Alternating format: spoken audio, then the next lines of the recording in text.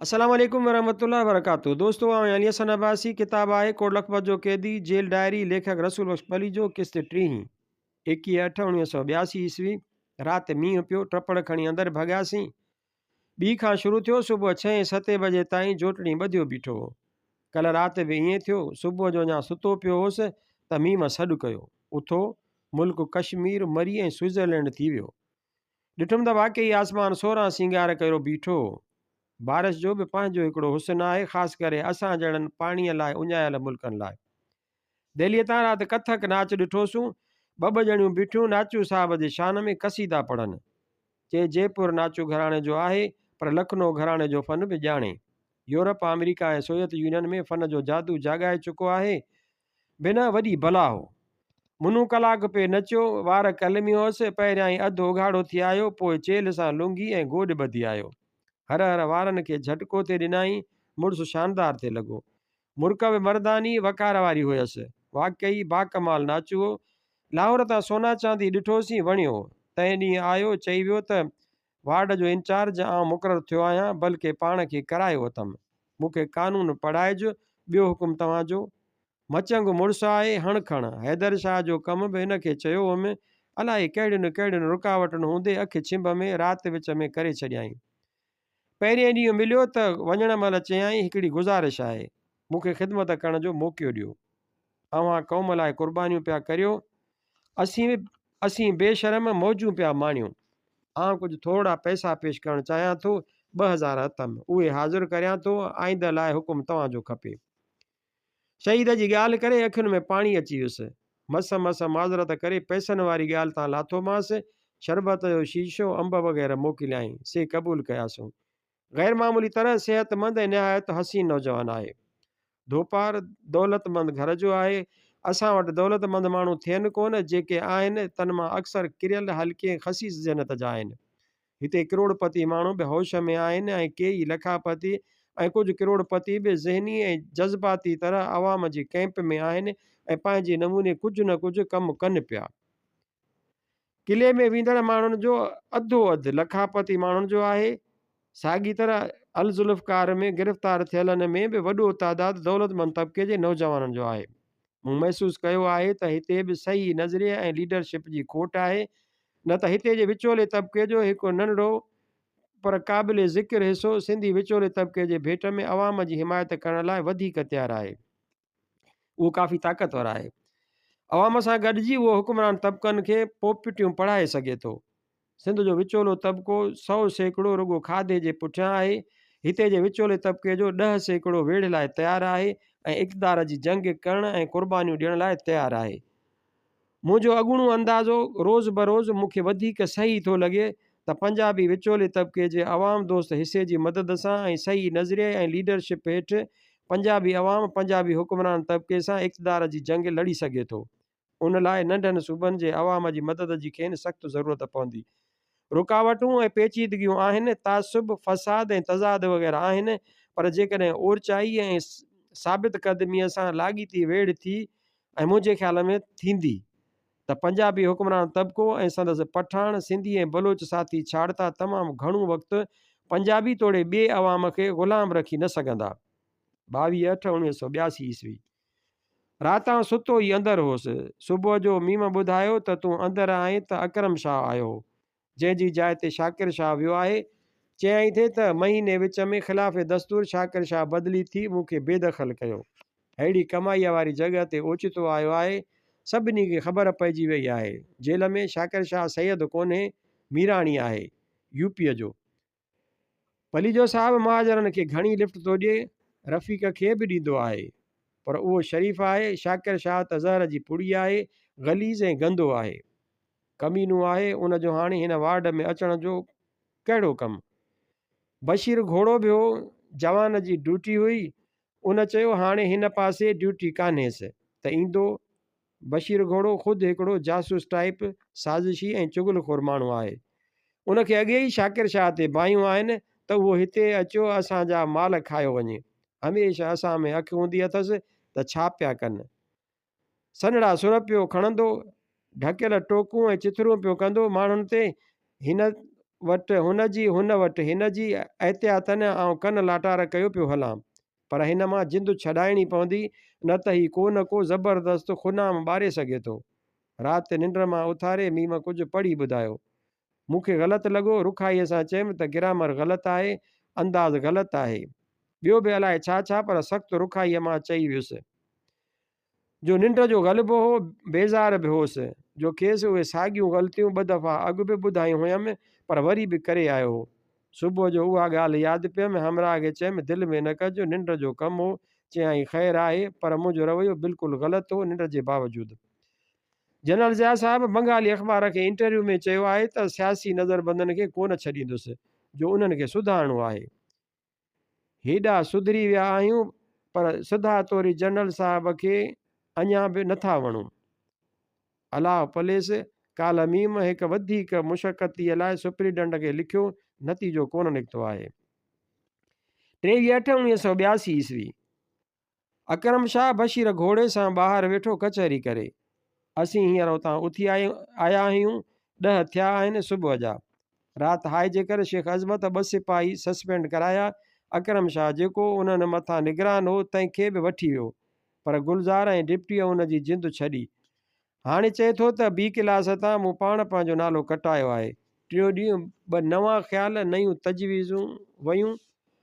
अॼु हिकिड़ी टीं ॾिनल आहे। मीम तयारु थी वियो आहे। पंहिंजे दिलियां हिकु ॿ सुठा नुक़्ता ताईद में पेश कया अथसि। राति दिल्लीअ जो प्रोग्राम सुठो कोन हो। कल्ह राति रेडियो, टीवी ऐं फिल्म जे ॿाराड़ीअ जे अवाम ताईं भरपूर नमूने पहुचाइण जे मसइले ते भरपूर बहस ॾेखारियाऊं, जंहिंमें ॿियनि माहिरनि सां गॾु मरकज़ी वज़ीर इतलात सनत साठी ऐं ॿियनि नाइब वज़ीरनि बि ज़ोरदार हिसो वरितो। अजब उहो हो जो माहिर अवाम खे घटि अहमियत ॾेई रहिया हुआ, ऐं वज़ीर साहब निहायत पुरजोश ऐं पुरएतमाद नमूने उहो चई रहियो हो त कारखानेदार ऐं माहिर तअसुब विचां अवाम खे मथियनि नेमतुनि मां भरपूर फ़ाइदो वठण खां महरूम करे रहिया आहिनि। हिकिड़ो सिंधी कारखानेदार बि हो। वॾे माहिराना अंदाज़ में कारखानेदारनि ऐं वापारियुनि जो नुक़्ताए नज़र पेश कयाई। जालंधर तां राति फिल्म हुई नवाब साहब, पीर परस्त टाइप जी हुई। ख्वाजा जे करामतुनि जो बयानु हो, मज़हब खे इस्तेमालु कयल हो। ॾिसिजे थो त कंहिं हद ताईं हिंदुस्तानी फिल्म ठाहींदड़ बि मज़हब खे ज़ोर शोर सां नाजाइज़ तौरु इस्तेमालु करे पैसो कमाइनि था। सम्झू माण्हूअ लाइ उन्हनि फिल्मुनि जो मयारु तमामु हेठि हूंदो आहे, पर बेसम्झ माण्हू वीचारा मारधाड़ जे फिल्मुनि वांगुरु कानी करामत जे फिल्मुनि खे बि चाह सां ॾिसनि था। लाहौर तां ड्रामो हो शिकार, हवाई तवाई वाइज़ हो, कंहिं वाहणी मुला जे लेवल जो। कलो के ॾींहुं सॼो कुझु कोन कयुमि, पर तब बि कंध मां सूर अञा कोन वियो आहे। कंध में उन थोरे ई सूर पवण करे लिख पढ़ करे कोन थो सघां। असुलु मसइलो लिखण महिल विहक जी सही पोज़ीशन अख़्तियार करणु आहे। मिर्ज़ा कलीज बेग बिना टेक जे कुर्सीअ ते वेही लिख पढ़ कंदो हो। मूंखे टेबल ते वेही लिखण पट में सूर मूंखे टेबल ते वेही लिखण पुठ में सूर विझो छॾे। अलाए छो टेबल हेठि आहे या कुर्सी हेठि आहे, मिड़ई का गड़बड़ आहे। सिविल लिबरेटर यूनियन पाकिस्तान में 14 अगस्त जे मौक़े ते 30 खनि अहम सियासी क़ैदियुनि जी फ़हरिस्त ॾेई खेनि सलाम कयो आहे। इतफ़ाक़ सां पहिरियों नालो मुंहिंजो आयो आहे। पासे में फैज़ अहमद फैज़ जो शहर आहे। ॿियनि सां गॾु बेनज़ीर भुट्टो साहिब, असगर खान, नवाबज़ादा नसरुल्ला, मुख़्तार अवान, प्रोफेसर नकवी, साकी ऐं ॿियनि जा नाला आहिनि। हैदर शाह जो नालो कोन आहे, हुअणु खपंदो। ज़बरदस्ती थियणु खपे। घोड़ो हाणे सिधो अचियो बीहे, झातियूं पाए त अंदरि छा वेठा कनि। रोज़ु पुछे त छा पिया लिखो, मतिलबु त हचा थी पियो आहे। जिंदु छॾाइजे, मजबूरीअ सबबु कई अहम सोचूं ऐं ॻाल्हियूं हिते कोन पियो लिखां, न वरी पंहिंजूं समूरियूं मसरूफ़ियतूं बयानु करे सघजनि थियूं। उन्हनि सां साॻियो कलम लागू आहे। ॻाल्हियूं चवण न जहिड़ियूं, करण न जहिड़ियूं, सॼणनि मूंसां जे कयूं। कल्ह मीम ओचितो पुछियो त तोखे पंहिंजो वतन नथो यादि अचे? चयमि बिल्कुलु अचे थो। वतन जा माण्हू, शहर जा माण्हू, घर जा माण्हू, यार दोस्त, ॻोठाणा नथा यादि अचनि? छो न? माज़ीअ जूं के यादूं नथियूं अचनि थियूं। चयाईं पोइ? मूं चयो पोइ छा? चयाईं पोइ तव्हांखे उन्हनि जो अहसासु छो नथो थिए? यादुनि में माण्हू गुम थी वेंदो आहे, उदास थींदो आहे, ॾुखोइजी वेंदो आहे। तव्हांजे चहिरे ते अहिड़ो को बि तासिर कोन ॾिसिबो आहे। सदाईं हिकिड़े हाल में ॾिसबा आहियो। रोज़मर्रा जे ॻाल्हियुनि में, आईंदे जी तजवीज़ुनि ऐं तदबीरुनि में, बहस मुबाहिसे में। छो आउं तमामु हसास माण्हू आहियां उन्हनि ॻाल्हियुनि में। मूं चयसि को बि माण्हू जेसीं ताईं ताक़तवर अहसास ऐं जज़्बा नथो रखे तेसीं ताईं हुन पाण माण्हुनि वारे गस ते, इनक़लाब जे रस्ते ते हिकु विख बि वधाए नथो सघे। पाण माण्हुनि जे मेड़ा चूंडी आहे, पाण माण्हुनि जी मेड़ा चूंडी आहिनि ई उहे अहसास ऐं जज़्बा, ॿियो छा आहे। चंद तस्वीरें बुतां, चंद हसीनों के ख़ुतूत, बाद मरने के मेरे घर से ये सामा निकला। प्यारा अज़ीज़ यार दोस्त जे विसारे वेझनि त बाक़ी छा रहियो। ग़ालिब ई चयो आहे, गो में रहा रही सितम हाय रोज़गार, लेकिन तेरे ख़याल से गाफ़िल नहीं रहा। जेतोणीकि ज़माने में ज़ुल्मनि ऐं इश्कंजे में झकिड़ियो पियो होसि, पर तॾहिं बि तुंहिंजे यादि खां कॾहिं बि गाफ़िल न रहियुसि। लतीफ़ अञा बि और ॻाल्हि कई आहे, मंझां मुंहिंजे रूह जे वञी साजन विसरी, त लॻी मर लोह थर ॿाॿीहो थी मरां। यादगिरियुनि, ॾुखनि, ख़ुशियुनि ऐं पछतावनि जी भरियल बाज़ार हर वक़्तु साण रहे थी। माण्हूअ सां यादूं अहिड़ियूं जो के सावण मुंद जियां पाण सां मेघ मल्हार, ईंड लठ जा समूरा रंग, फितरत जा सोरहीं सिंगार, बहारनि जे समूरनि गुलनि जूं सुराणियूं ऐं काइनात जी सरमस्तीअ जा समूरा खेप खुमार खणियो अचनि त के वरी सुती संभरियोम को गुण ॿारो चन जो। कंध विहाणो भिनू हुरियो हथ थियोम, सजण यादि पियोम सुभाणे सुबुह जो। के अहिड़ियूं बि जो कॾहिं कॾहिं जे ॾींहं को पह अचे पोइ, कॾहिं कॾहिं जे ॾींहं को पह अचियो पोइ, सो पिणु साड़ो होए जो आहे साह शरीर जो। वीरो तार ॾुखनि सजणनि भॻे हॾ जीअं। ज़िंदगीअ में उहे बि पल अचनि था जिन खे अबदियत जो उज़न आहे ऐं जिन तां समूरी हयाती क़ुर्बान करे छॾिजे। उहे बि पल अचनि था जिन खां पोइ बाक़ी ज़िंदगी ॼण बेमाना थियो वञे। उहे बि माण्हू थियनि था जेके ज़िंदगीअ जा हासिल ऐं उनजो निचोड़ थियनि था। उहे बि कचहरियूं ऐं रिहाणियूं थियनि थियूं जिन लाइ रूह सारी उमिरि रड़ंदो रहे थो। इंसान समेत समूरी काइनात मादे जी ठहियलु आहे। इंसानी ख़्याल मादे जी पैदावार ऐं उन जो ओलड़ो आहे। मादे जो वजूद फ़क़ति हरकत ऐं चुरपुर जे हालत में ई क़ाइमु थी ऐं रही सघे थो। हर शइ चुरपुर में आहे, हर शइ वधे विझे थी, बहितर थिए थी ऐं ॼमे जीए ऐं मरे थी।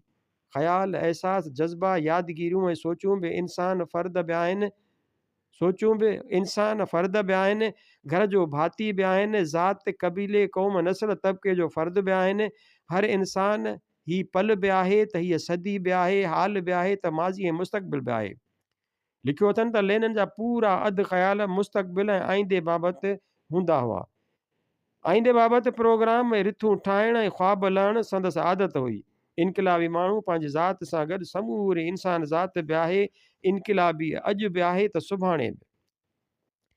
पंहिंजे ॾुख, पंहिंजे ख़ुशीअ, पंहिंजे पछताव, पंहिंजे प्यार, पंहिंजी दुश्मनीअ, पंहिंजी आस, उमीद, ख़ौफ़ ऐं दहशत बाबति सोचण सां गॾोगॾु उहो सभिनी अॻियनि तोड़े पोयनि इंसाननि जो ॾुख, ख़ुशी, पछताव, संदन प्यार, संदन दुश्मनियूं, आसूं, उमीदूं, ख़ौफ़ ऐं दहशतूं पंहिंजे अंदरि महसूसु करे ऐं मौजूदु रखे थो। हर हिक में सभु आहे। हुन जो पंहिंजे पाण सां, ख़ानदान सां, पंहिंजे ॻोठाणनि अज़ीज़नि सां बि प्यारु आहे त उन्हनि सभिनी प्यारनि सां बि प्यारु आहे जेके प्यारु करण वारा अॻु गुज़री विया या हिन खां पोइ ईंदा। पंहिंजो ऐं पंहिंजनि जो ॾुख त आहे, पर बाग़ी ग़ुलाम स्पार्टेक्स जेको आज़ादीअ लाइ विढ़ंदे सूरीअ ते चढ़ी वियो, 2 लखनि ग़ुलामनि सां गॾु उन जे ॾुखनि खे बि उहे गुमनाम जवान जेके स्टांगलराड ऐं उन खां परे गुमनाम हंधनि ते उन ई लाइ लड़ंदे ॾुख ॾिसंदे मरी विया त जीअं असीं ॾुख न ॾिसूं। उन्हनि जे ॾुखनि खे ऐं उहे लखे किरोड़े माण्हू जिन जे ॾुखनि असांजा ॾुख घटाया आहिनि ऐं असांजा सुख वधाया आहिनि, उन्हनि जे ॾुखनि खे कंहिंजे खाते में लिखिजे। गुम थी गुम थी गुम थी गाज़ी सचल।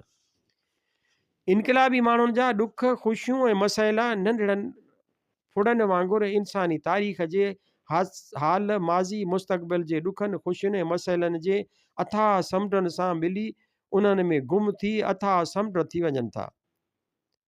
नेवात ॻोठ, जुंगशाही, हैदराबाद, सॼी सिंध जे यारनि भाइरनि सां गॾु मूंखे किरोड़े अणॾिठल यार भाइर बि हर वक़्तु यादि आहिनि।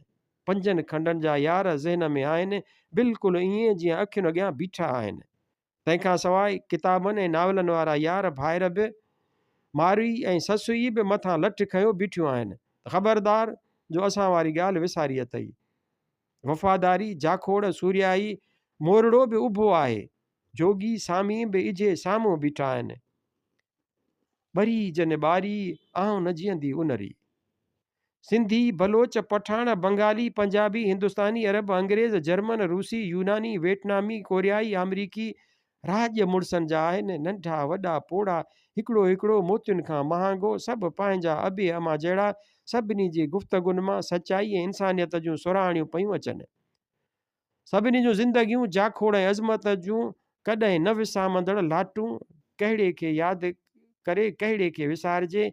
नेवात ऐं जुंगशाही, हैदराबाद खां वठी निकारागुआ, अंगोला ऐं फ़लस्तीन ताईं सभु वारे वारे सां यादि रहनि था।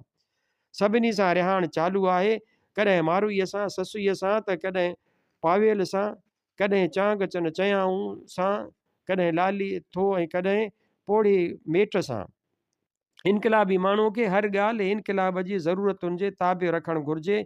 जे असीं सॼो ॾींहुं यादुनि में गुम रहूं, उदास थिया वेठा हुजूं, त पोइ क़ैद या सख़्तीअ में हिकिड़ो पल बि न गुज़ारे सघंदासूं। क़ैद बि ज़िंदगी आहे। सिक्योरिटी वार्ड कोट लखपत हिन धरतीअ जी हिकिड़ी जॻह आहे। हीउ वक़्तु बि ज़माने जो हिकिड़ो वक़्तु आहे। हिन क़िस्म जी हालतुनि में, हिन क़िस्म जी जॻह ऐं हिन क़िस्म जे ज़माने में रहण बि ज़िंदगीअ जो अहिड़ो हिसो आहे जहिड़ा ॿिया हिसा आहिनि। मौज ऐं सख़्ती ॿई लाज़िम मलज़ूम आहिनि। हीअ जॻह या हूअ जॻह, पंहिंजी ड्यूटीअ में सभु शामिल आहिनि। घर बि, दोस्तनि जो साथ बि, जलसा ऐं जुलूस बि, कुर्बन ऐं मुहबतनि जूं बारिशूं बि, लाकअप, बंदि वार्डन ऐं सिक्योरिटी वार्डन जूं अकेलायूं बि, मैदान में मुक़ाबिला बि, दुश्मन जा दड़का, दहमान, गारियूं, लानतूं, मलामतूं, तुकूं ऐं ज़िलतूं बि, वींदे फांसी घाट ऐं ज़िंदगीअ खे आख़िरी सलाम बि, सभु ड्यूटीअ में शामिल आहिनि। सभु ज़िंदगीअ जा हिसा। सभु मुमकिन वक़्तु अचण ते हिन मंज़िल खां लंघण लाइ ज़हनी तरह तयारु रहणु हर इनक़िलाबीअ जो फ़र्ज़ु आहे। इनक़िलाबी माण्हू गुलनि जियां नरम ऐं फ़ौलाद जियां सख़्तु हूंदा आहिनि। दरे इश्क ऊंचाई ऐम के लरज़ ज़ुबादे सुभा, दरकारे हाय ज़िंदगी चूं संगे खाराए एम। इक़बाल। पंहिंजाई ऐं प्यार में अहिड़ी मुखड़ीअ वांगुरु नरम ऐं नाज़ुक आहियूं, जेका पहिरियां जी थधिड़ी हीर थी लॻे त बि ॾकण थी लॻे। पर ज़िंदगीअ जे सख़्तु मैदान में पथर आहियूं। पथर बि सख़्तु ऐं सख़्तु, कारे में कारो पथर। ॿाहिरि गुल गुलाब जा, अंदर में फ़ौलाद। बल्कि अंदरि तोड़े ॿाहिरि गुलाब ऐं फ़ौलाद गॾु। हिकिड़ियुनि ॻाल्हियुनि में गुलाब, ॿियनि में फ़ौलाद। नरम जज़्बा आहिनि पर सख़्तु बि आहिनि। दिलि बि पकी रखणी आहे, डिघी साई करे विढ़णो आहे। ख़ुशफ़हमियुनि जो शिकार थियणो न आहे। मौत ऐं ज़िंदगीअ जी लड़ायुनि में बहितरीन जी उमेदु रखणी आहे ऐं बदतरीन लाइ 24 कलाक तयारु रहणो आहे। ज़रूरत वक़्तु, अणॼाणायल मुदत ताईं, आख़िरी घड़ीअ ताईं सख़्तियुनि ऐं महरूमी ऐं वेड़ में रहण लाइ तयारु रहणो आहे। उन लाइ बि दिलि पकी करे छॾणी आहे त थी सघे थो त माण्हू जेकी पोयां छॾे आयो आहे, उहो वरी कॾहिं बि ॾिसी ऐं माणे न सघे। क़ज़बानू ऐं असांजे नूरीअ जे लफ़्ज़नि में वठियो रेल हलिया विया, मुंहिंजा जोगीड़े अबाणा पकी दिलि करे विया। फ़िलहालु ईअं सम्झणो आहे त अॻूणो दौरु ॿियो हो, हीउ ॿियो दौरु आहे। हिन में जेकी आहे उन में ई रहणो आहे, उन ते ई ग़लबो हासिलु करिणो आहे। माज़ीअ खे, उन जे यादुनि खे हर वक़्तु पाण ते छांयल रहणु ॾियणो कोन्हे। उनखे कड़नि में पंधु करे छॾियो, उनखे कड़नि में बंदि करे छॾियो। जंहिं महिल दिलि चाहियो त कुल्फ़ खोले उन जी झलक ॾिठी, न त बंदि। अॼु ऐं हिते ऐं हिन महिल जी ज़िंदगी घारणी आहे। उन जे चैलेंज जो मुक़ाबिलो करिणो आहे। ईअं फ़र्ज़ु कबो त आईंदा हीउ ई घरु आहे, हीउ ई देश आहे, हीउ ई मैदान अमल ऐं मैदान जंग आहे। या सिजु खुटे या बिजु खुटे, ॿी सोच दिलि में आणणी कान्हे। पाण खे दुश्मन जे बदतरीन हरकत ऐं ज़लालत लाइ अॻुवाट तयारु करे उन खां बेनियाज़ करे छॾिणो आहे। केस जेकी देश देश जा ज़ोर लाइणा हुजनि से भली लाइन। ॾींहंनि हफ़्तनि महीननि सालनि जे हिसाब खां बेनियाज़ थी वञिजे। वक़्त खे पाण ते सवार थियणु न ॾिजे, पाण उन ते सवार थी वञिजे। कान पुछा दरवेश रखनि था, केई अचनि था केई वञनि था।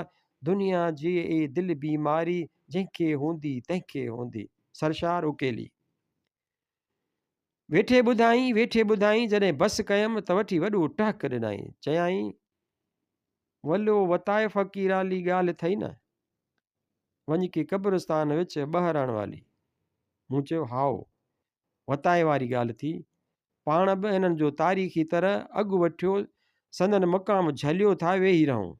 उन मंज़िल खां अॻिते छा रखियो आहे, केॾांहुं वेंदा? 7 करोड़ माण्हुनि खे त जनम क़ैद ॾियो कोन वेठा हूंदा। सभु त फांसियुनि ते कोन चाढ़े सघंदा। के त बचंदा, उहे पाण समूरनि जो हिसाब बराबरि करे छॾींदा। पर उहो आहे ॻाल्हि जो बदतरीन रुख, जंहिं लाइ पाण खे हर पल तयारु रहणो आहे। पर ॿियो रुख बि आहे, उहो आहे त हीउ दुॿे जो पाणी आहे, सो नेठि कंहिं महिल सुकी वेंदो। वरी कणनि मां केच थी वेंदा, झंगलनि में मंगल थी वेंदा, बाग़ बहारियूं थी वेंदियूं, मिठा माण्हू मोटी पाण में मिलंदा, बकौल बाबा जे दुश्मन दफ़ा थींदा, सॼण साम्हूं थींदा, अवाम जी फतेह जी वस थींदी।